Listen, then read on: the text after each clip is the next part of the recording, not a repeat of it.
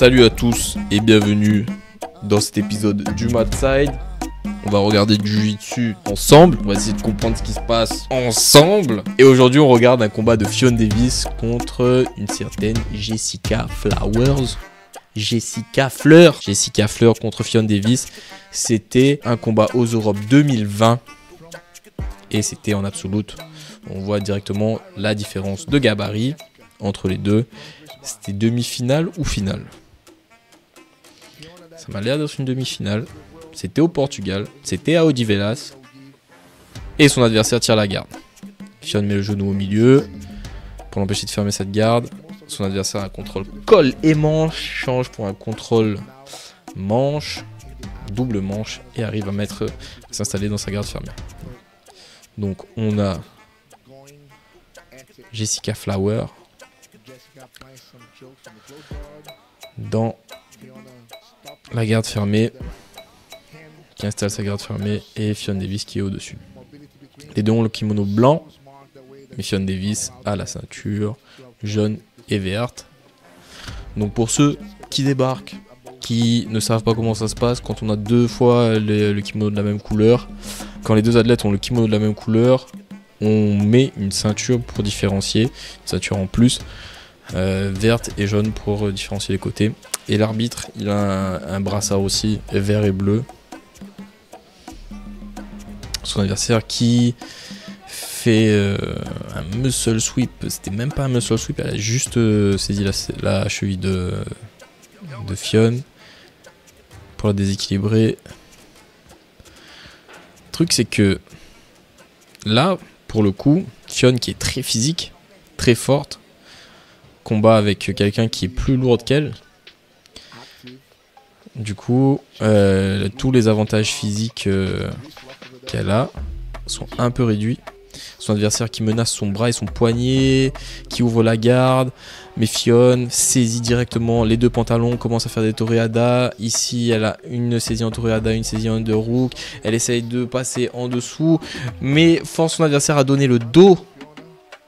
Arrive presque à s'installer, un crochet, un bras en underhook. Est-ce qu'elle va arriver à prendre le dos à partir de cette position-là? Elle travaille, elle a la seat belt et un crochet. Son adversaire essaye de défendre en se retournant sur son flanc pour éviter à Ffion Davis de s'aligner avec son dos et de prendre son dos. Mais Ffion Davis arrive à la suivre. Crochet extérieur pour contrôler la jambe. Là, de ce côté-là, vous l'avez vu. Elle vient juste de l'enlever pour essayer de travailler son crochet. Intérieur, point en arrière. Elle fait tout parfaitement là. Là, il n'y a aucune erreur de la part de Ffion là. Travaille l'étranglement en même temps qu'elle travaille la prise de dos. Elle arrive à installer son crochet. Quand on prend le dos, toujours menacer l'étranglement. Si jamais on n'arrive pas à mettre le crochet. Ici, on a un crossface. L'arbitre qui vient donner les 4 points à Ffion Davis. 4 points de avantage. Ici, il y a le crossface. Et là, on est là pour en découdre. Là, on n'est plus en dessous du nez, c'est étranglement. Du coup, que l'appel, il passe comme ça. L'avant-bras, il est ici. Ça fait plus mal que ça étrangle, mais ça compte quand même.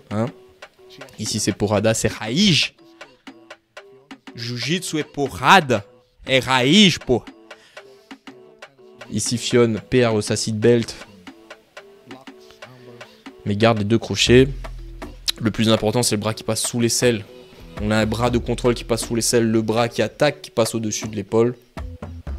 Le bras qui attaque est un peu moins important dans le contrôle de la position.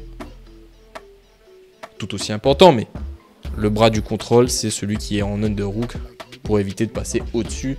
Là, elle se force à garder le poids en arrière. Et en gardant le poids en arrière, elle a le contrôle des hanches. Contrôle indirect des hanches, vous m'avez compris. Pour pas faire une roulade au-dessus et passer au-dessus de l'épaule de son adversaire. De notre Jessica Fleur. Ffion Davis qui utilise tout le temps cette main en active posting pour garder son poids en arrière. Là, il suffit juste d'être patiente. On est dans cette position-là, position dominante, 4 points, 2 avantages, il reste 5 minutes. Là, le plus dur, c'est de stabiliser ce dos-là. Et pour stabiliser une position, il faut de la patience. Faut pas rusher, faut pas essayer d'étrangler à n'importe quel coup, quoi. Enfin, patience avant tout. Ici, elle fait ça bien. Poids toujours en arrière, toujours avoir la poitrine derrière les omoplates. Si la poitrine arrive derrière la tête, ça veut dire qu'on part trop en avant. Ici, son adversaire redonne le dos, roule sur son dos. Du coup, Fionn peut travailler cette main forte maintenant de sa seatbelt sans perdre le contrôle des crochets. Masterclass de prise de dos là. Hein. Masterclass de prise de dos. Prenez les notes. Sortez les notebooks. Sortez les notebooks avec les pencils. Prenez votre pen. Prenez votre notebook. Et on prend des notes là. Incroyable. Timbré le mec. Donc, travaille son étranglement. Elle prend son temps. Son adversaire, c'est elle qui est dans le rouge. Hop, hop, toujours les mains comme ça, là, pour protéger les deux carotides. Là, c'est ça, on dirait que c'est facile comme ça. Mais elle arrive à emprisonner le bras de son adversaire, là. Là, Jessica Fleur, elle est cuite. Fionn Davis a les deux mains pour travailler l'étranglement. Jessica Fleur n'a plus qu'une seule main. Là, ça devient compliqué. Mais là, pareil, comme j'ai dit, Fionn ne doit pas perdre la position. Ça veut dire qu'elle doit réajuster tout le temps. Vous voyez son adversaire qui essaye de glisser comme ça vers le bas. Là, Fionn, si vous regardez, sa poitrine est derrière la tête de son adversaire. Ça devient compliqué là. On ne peut pas étrangler trop quand son adversaire est trop en bas.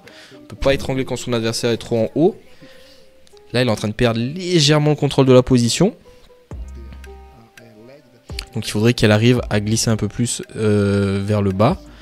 Parce que là, ça va être compliqué, je pense, hein, de finaliser à partir de cette position-là. Il faut qu'elle gagne un tout petit peu plus de contrôle là. Notre Fionn. Il reste 2 minutes 45 au compteur.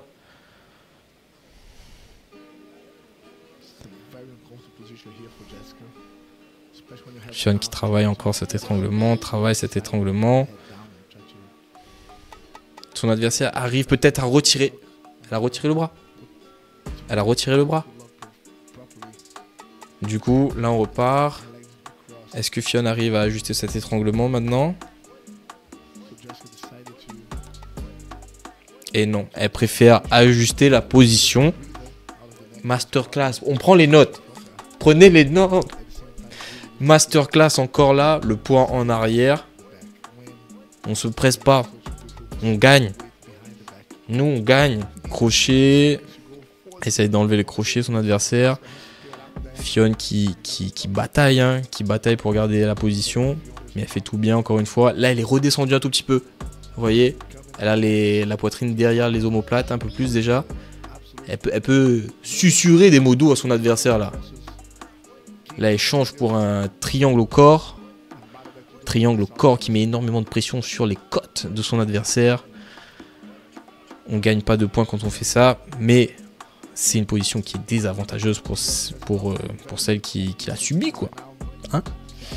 Fionn essaye de gagner toujours l'étranglement avec cette main droite. Prends ton temps, on a le time, il reste 1 minute. Regarde comment elle est rouge déjà, notre Jessica Flower. Là, les hanches de Fionn sont un petit peu hautes. Il faudrait qu'elle soit juste au-dessus des hanches de Jessica là. Et ça va réaligner tout ce qu'il faut. Les pecs derrière les omoplates, la tête au niveau de l'oreille pour susurrer des mots doux. Elle réajuste. Oh mais... Prenez les notes. Incroyable, il reste 20 secondes. Et le plus dur, c'est pas de prendre un dos, c'est de le stabiliser. Et là, on stabilise, mon frère, on est stable, équilibre.